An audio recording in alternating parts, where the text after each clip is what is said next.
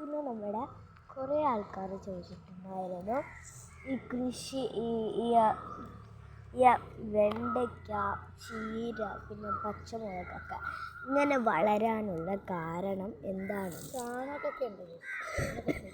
നല്ല മണ്ണ്, നല്ല പച്ച മണ്ണിൽ ഈ ഒരു മണ്ണ്, നല്ല മണ്ണിൽ ചാണകപ്പൊടിയും അടുപ്പിലുള്ള മറ്റേ പൊടിയും നല്ലോണം മിക്സാക്കിയിട്ട് ദിവസമല്ല നമ്മൾ കുഴിച്ചിടുമ്പം തന്നെ നല്ലോണം അതും കൂടി മിക്സാക്കിയിട്ട് ഇതാക്കുക. എന്നിട്ട് കുറച്ച് വെള്ളം ഒഴിച്ചിട്ട് നമ്മൾ നട്ടിട്ട് പിന്നെ അതൊന്ന് വളർന്ന രീതിയിൽ ഒരു ദിവസം കുറച്ച് ചാണകപ്പൊടിയും അടുപ്പിപ്പൊടിയും മണ്ണും കൂടി മിക്സാക്കിയിട്ട് സൈഡിൽ ഇങ്ങനെ ഇട്ട് കൊടുത്ത് അങ്ങനെ ഒരാഴ്ച അങ്ങനെ ഇട്ട് കൊടുത്താൽ നമ്മുടെ ഇത് വളരണം. ഇതെന്നെ നിങ്ങൾക്ക് കിട്ടും. ഞങ്ങൾ വേറെ ഒന്നും ചെയ്തിട്ടില്ല.